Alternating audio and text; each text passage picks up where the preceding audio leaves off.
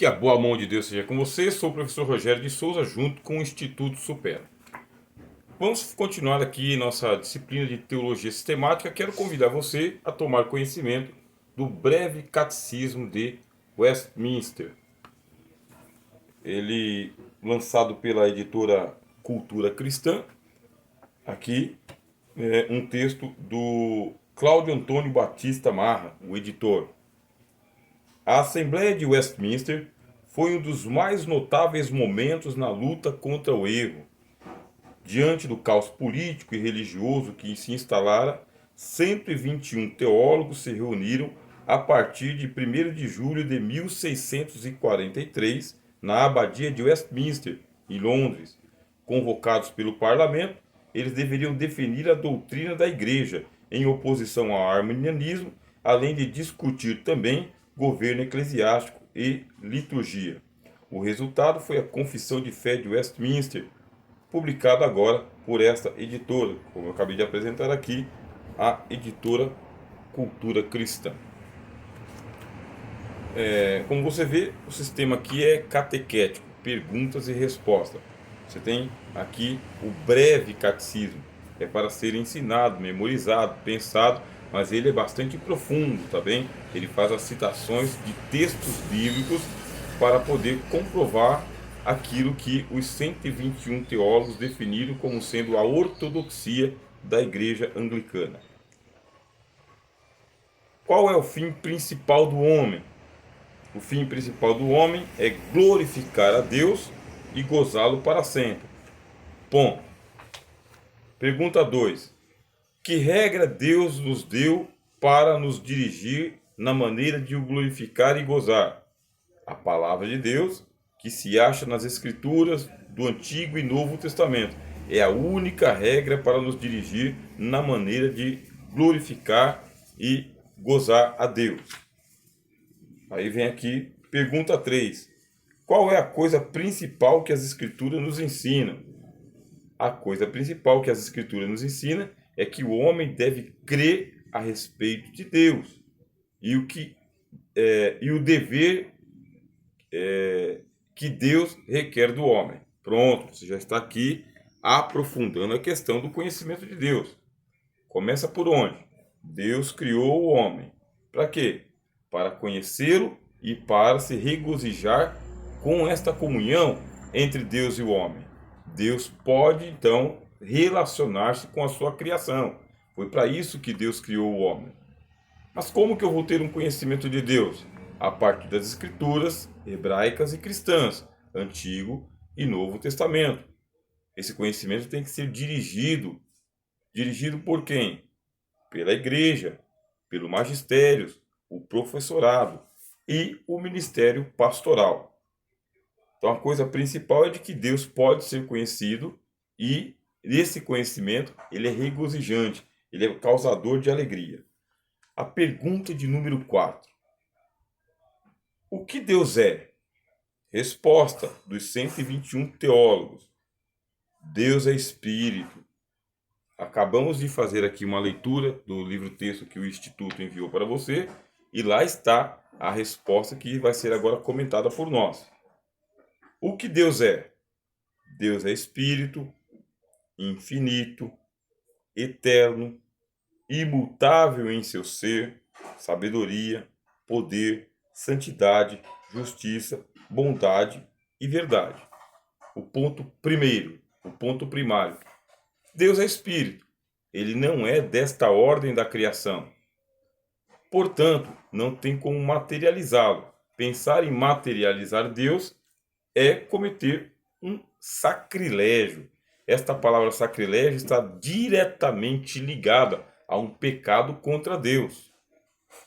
Materializar Deus, seja por palavras, pensamentos, imagem de escultura, alguma coisa que seja esculpido, é um ato de idolatria, é uma profanação do conhecimento de Deus e do relacionamento com Deus. Deus é Espírito. Aí diz, infinito, você não vai achar o ponto de partida e nem o ponto de chegada. Eterno, quer dizer que ele transcende a limitação da cronologia, do tempo. dia 1º, dia 2º, dia 3º, tudo isso é para nós. Nós temos essa limitação de uma cronologia dos tempos. Deus não. Imutável, não pode aumentar e não pode diminuir. Não muda de opinião, nem de humor, nem seu pensamento. Imutável em seu ser, sabedoria, poder, santidade, justiça, bondade e verdade.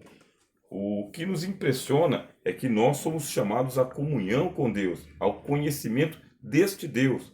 Se você começar a limitar ou negar aquilo que já está revelado, aquilo que está demonstrado pela fé, pela piedade e pela lógica das Escrituras, você vai se tornando um ímpio, impiedoso, desvirtuado da palavra e da verdade e da justiça, portanto, negando o conhecimento de Deus. Pergunta de número 5. Há mais de um Deus? Pergunta capital da teologia cristã. Já que nós somos trinitarianos, cremos em Pai, Filho e Espírito Santo, como pode haver 3 pessoas e um só Deus? Pergunta capital. Há mais de um Deus? Resposta do breve catecismo. Há um só Deus, o Deus vivo e verdadeiro. Neste momento eu tenho que chamar para a nossa mesa o Bettenson, que escreveu o livro Documentos da Igreja Cristã, lançado pela AST, Associação dos Seminários Teológicos Evangélicos. Falar sobre Deus, um só Deus. Aqui existe livro 1, da Igreja Antiga ao Concílio de Calcedônia. Aí vem a seção 1, a Igreja e o Mundo. Seção 2, os credos. Quero ler para vocês aqui um pouquinho sobre os credos. Não invente teologia, não invente. Você tem vocação a se tornar cientista da religião, falar sobre Deus, ter conhecimento sobre Deus, mas não desconsidere tudo que já foi produzido, inclusive combatido pela fé cristã, pela teologia cristã, corrigido pela teologia cristã. Igual a gente costuma dizer, não invente a roda, ela já existe. O que não impede você de ter um conhecimento pessoal e particular sobre Deus, mas que não pode cair aí nas linhas do sacrilégio. Um conhecimento totalmente anti-Deus, de acordo com a palavra, tá bem? Deixa eu achar aqui sobre os credos, tá bem? Que fala sobre Deus. Ó, o credo dos apóstolos, o antigo credo romano. Creio em Deus onipotente. Aí, o credo niceno, o credo de Cesareia. Cremos em um só Deus Pai. Pai onipotente, Criador de todas as coisas, visíveis e invisíveis. Aí vem aqui o credo de Niceia. Cremos em um só Deus, Pai onipotente, Criador de todas as coisas visíveis e invisíveis. Depois, o credo niceno. Você vê a diferença aqui, ó. Credo de Cesareia, credo de Niceia, credo niceno. Existe uma evolução no estudo sobre Deus, nos debates e nas discussões. Porque Deus ele é um mistério tremendo. Portanto, não dá para você diminuir toda a grandeza de quem Deus é apenas com uma fórmula. Existe a teologia que passa por seu progresso. Teologia progressiva e teologia cumulativa. Progressiva porque Deus vai se dando a conhecer. Cumulativa por causa que a academia, a igreja, o magistério, o pensamento cristão vai acumulando conhecimento sobre conhecimento. O credo niceno. Cremos em um Deus, Pai Todo-Poderoso, Criador do céu e da terra e de todas as coisas visíveis e invisíveis. Você viu aqui o progresso? Estava só assim, ó. Cremos em um só Deus. Ponto. Depois, cremos em um só Deus, Pai Onipotente, Criador de todas as coisas visíveis e invisíveis. E agora? Cremos em um Deus, Pai Todo-Poderoso, Criador do céu e da terra, de todas as coisas visíveis e invisíveis. Isto para falar sobre o credo niceno. A igreja tem os seus símbolos, quer dizer então que ela se reuniu nos seus concílios para falar sobre esse assunto, definir o que vinha a ser ortodoxia e o que seria a heresia, a contradição da ortodoxia. Até que nós chegamos aqui, deixa eu achar, sobre Dionísio, bispo de Roma, sobre a trindade e a encarnação. Vamos ler um pouquinho aqui, Dionísio, bispo de Roma. Deixa eu achar aqui, página 72.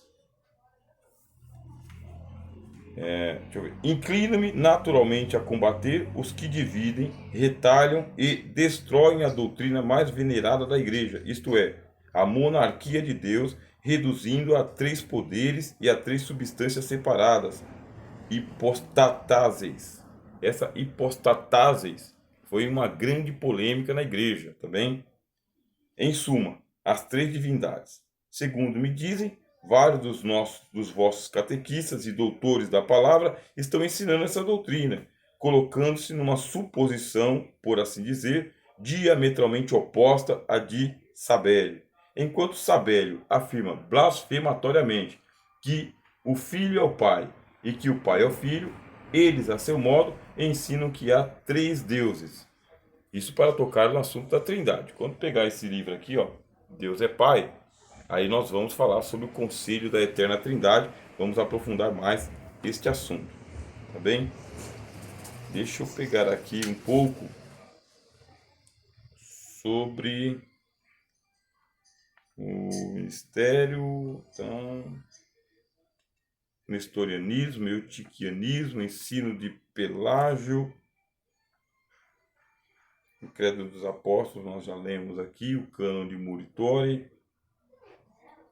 Os gnósticos falaram barbaridades, né? Sobre Deus, sobre Cristo, sobre o Espírito Santo. Acho que é isso aqui. Por enquanto é isso aqui. Deixa eu ver se tem mais alguma coisa. Igreja e Estado. Bom, por enquanto é só. Bom, falar sobre Deus é um oceano infinito, né? Oceano infinito. Fica estabelecido então que Deus é um. Deus é um, Deus é o único, só que Deus se manifestou em 3 pessoas: o Pai, o Filho e o Espírito Santo. E quando foi ensinada essa doutrina por revelação do Espírito Santo pelo ministério dos apóstolos, os hereges se opuseram. E da onde vieram esses hereges? São os unitaristas ou unicistas, aqueles que negam a doutrina da Trindade. Negou a doutrina da Trindade o que diz o apóstolo João: aquele que nega o Filho não tem o Pai. Aquele que nega o Pai não tem o Filho. Não tem como você adorar Deus Pai sem o Deus Filho. É teologia progressiva, revelação cumulativa. Quantas pessoas há na divindade? Pergunta de número 6 do Breve Catecismo de Westminster. Essa aqui é a desculpa, né, por causa do som que vai passar lá do lado de fora. É um ambiente que tem bastante sonoridade. Quantas pessoas há na divindade? Pergunta 6. A resposta: há 3 pessoas na divindade: o Pai, o Filho e o Espírito Santo.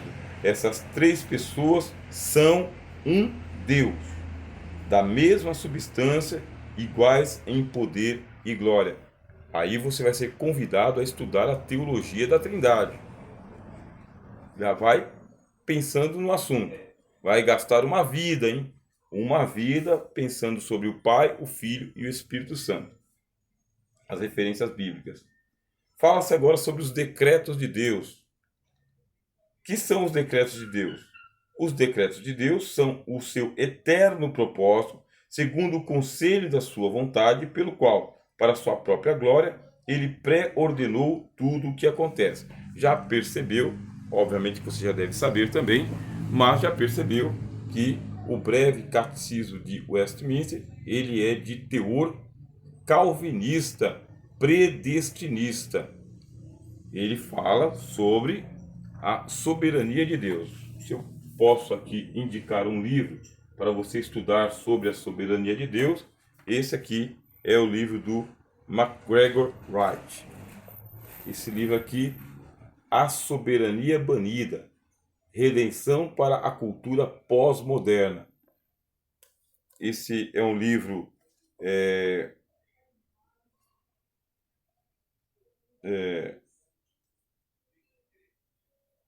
o Dr. MacGregor, ele aqui dirige o Centro de Estudos Casa Priscila e Áquila, no Colorado, na época que o livro foi lançado. Deixa eu ler para você aqui um pouquinho do sumário, também lançado pela editora Cultura Cristã. Aqui, uma controvérsia antiga e persistente, fala sobre mesmo a doutrina da soberania de Deus. Bem, a incoerência da teoria do livre-arbítrio, o que nos torna humanos, o humanismo e cristianismo, autonomismo apóstata, a queda da teoria autonomista, salvação como escolha de Deus, tudo é pela graça, depravação e eleição, incapacidade espiritual e soberania divina, graça e perseverança, salvação e a sua segurança, uma expiação eficaz. Tem como você dizer que vai estudar sobre Deus descartando aquilo que foi produzido pelo calvinismo? Não tem. Ah, mas eu sou arminiano. Você já estudou bastante o arminianismo? O que o arminianismo fala sobre Deus, a graça, Cristo? Estudou bastante o que o calvinismo fala sobre esse assunto? Certa vez um amigo me convidou para poder falar sobre esse assunto e eu tive que colocar no papel. Aí foi onde nasceu este livro aqui, ó. Predestinação, livre-arbítrio e a escravidão da vontade. Aí eu criei os capítulos aqui para falar sobre um assunto e outro. Então aqui, ó. Predestinação e a graça somente, predestinação e as escrituras somente, predestinação e a fé somente, predestinação e liberdade humana, existe uma escravidão da vontade humana, Jesus Cristo e as variáveis da nossa salvação. Esse livro aqui deu bastante pano para a manga, também 130 páginas de discussão sobre o assunto. Não tem como você passar pela teologia, estudar sobre Deus e não estudar sobre os seus decretos e aquilo que os teólogos falaram. Pergunta aqui do Breve Catecismo de Westminster. Os decretos de Deus são o seu eterno propósito, segundo o conselho da sua vontade, pelo qual, para a sua própria glória, ele pré-ordenou tudo o que acontece. Ah, não concordo, professor, mas como teólogo, antes de concordar ou discordar, você estuda o assunto. Como Deus executa os seus decretos? Deus executa os seus decretos nas obras da criação e da providência. Deus criou o mundo, criou as coisas e ele providencia a manutenção. Portanto, além das leis de causa e efeito, Deus ainda participa particularmente, presencialmente, da vida das suas criaturas. Qual é a obra da criação? Aí começam outras perguntas sobre a divindade. A obra da criação é aquela pela qual Deus fez todas as coisas do nada, pela palavra do seu poder, no espaço de 6 dias, e tudo muito bem. Como que Deus criou o homem? Pergunta 10. Deus criou o homem macho e fêmea, conforme a sua própria imagem, em conhecimento, retidão, santidade, com domínio sobre as criaturas. Pergunta 11. Quais são as obras da providência de Deus? As obras da providência de Deus são a sua maneira muito santa, sábia e poderosa de preservar e governar todas as criaturas e todas as ações delas. Pergunta 12. Professor, o senhor vai continuar aí no catecismo? Nós estamos estudando sobre Deus. A igreja produziu documentos. Eu poderia pegar aqui, ó, a minha enciclopédia aqui, gosto muito dessa enciclopédia, lançada pela editora Hagnus, também, que é a enciclopédia de Bíblia, Teologia e Filosofia. Aqui, o volume de número 2, da letra D à letra G. Abra aqui sobre Deus.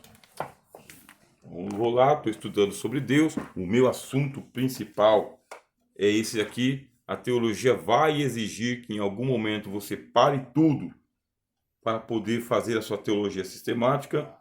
Deixa eu achar aqui. Deus. Aí já tem aqui, ó, deuses falsos, ó.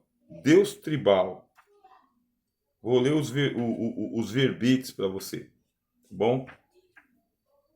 Deus começa aqui na página 96, aí eu vou seguindo até a página 108. Da página 96 à página 108, letra minúscula também, dupla coluna, sabe? Não é um desprazer, é um prazer. Ele coloca aqui o esboço, ó. Mistério tremendo, mistério fascinador, os conceitos de Deus, o conceito bíblico de Deus, provas da existência de Deus, nomes bíblicos dados de Deus, dados a Deus, o conhecimento de Deus. O que faz você? Pega a enciclopédia, pega o breve catecismo, adquire livros, leia sobre soberania, pega documentos da igreja cristã, caneta, tá aqui, caderno, papel, folha de sulfite, papel de pão e computador e tablet, e celular e mensagem de texto. Escreve tudo que te vem à mão, tudo que te vem à mente. Você está nadando no oceano, e nadando no oceano para se tornar um cientista da religião, e quando falar sobre Deus, vai lembrar, de acordo com o teólogo tal, a teologia tal, a linha tal, Deus é assim, Deus não é assim. Os gnósticos falaram sobre isso, os sabelianos falaram sobre isso, os monarquistas falaram sobre isso, os unitaristas, os unicistas, vai é, trazendo para a igreja de Cristo, para a sua sala de aula, para os seminaristas, todo o conhecimento que você adquiriu. Ó, Deus. Aí tem aqui, ó, politeísmo, enoteísmo. Para mim foi uma novidade conhecer sobre a noção enoteísta de Deus. De acordo com o enoteísmo, existe Deus supremo e deuses menores. Ah, isso aí não é panteísmo? Não é o panteísmo, não é a mesma coisa. A noção monoteísta, você saber que o monoteísmo dos muçulmanos não é igual ao monoteísmo dos judeus e não é igual ao monoteísmo dos cristãos. Monoteísmo. Falas aqui, ó, sobre de o que Tomás de Aquino falou sobre Deus, o que Immanuel Kant falou sobre Deus. Teísmo, deísmo, panteísmo, agnosticismo, humanismo, naturalismo religioso, panenteísmo, não confundir panteísmo com panenteísmo. Ah, já falei aqui agnosticismo, ceticismo. O ceticismo não é que ele não crê que Deus existe, é que ele duvida, mas também não descarta. Positivismo, existencialismo, aí vem sobre o conceito bíblico de Deus, os argumentos em prol da existência de Deus, os nomes bíblicos, a maneira de se conhecer a Deus. Aí vem outros verbetes aqui, olha, o amor de Deus, atributos de Deus, Filho de Deus, Deus finito, ira de Deus, nomes bíblicos de Deus. Deixa eu passar com você aqui, ó, o Deus de Israel, Deus abscônditos, Deus Assé, Deus desconhecido, Deus dos hiatos, Deus ex machina, Deus pronobis, Deus sive natura, Deus tribal, Deus tutelar, deuses de fogo, deuses falsos. Aqui uma infinitude. Pronto. Mais uma referência bibliográfica para que você possa pensar em continuar o seu investimento sem pensar em parar de jeito nenhum e sem se ufanar dizendo: já sei tudo sobre Deus. Você está estudando, está tomando conhecimento. Para a próxima palestra também, eu vou falar um pouquinho sobre este livro aqui que Deus me deu a graça de escrever. Esse aqui foi o último livro que eu escrevi, Deus é Pai, e aqui no sumário tem sobre Deus pode ser conhecido, a incomunicabilidade de Deus, a eternidade de Deus, o conselho da eterna Trindade, a paternidade de Deus. Deus é Espírito, Deus é um abismo, Deus é um absurdo, Deus é o Criador da sabedoria, Deus é o Criador do vazio, Deus é o Criador dos anjos, Deus é o Criador dos mundos e Deus é o Criador da humanidade. Está escrito na palavra de Deus: a vida eterna é esta, conhecer a Ti, único Deus verdadeiro, e a Jesus Cristo a quem enviastes. Significa que nós vamos ter que andar por todas as eternidades, de sempre para sempre, conhecendo Deus infinitamente. Significa que não vai ter fim. E esse infinitamente já teve início a partir do momento em que você saiu daquele agnosticismo, que Deus não podia ser conhecido, que você não acreditava na possibilidade de conhecer Deus.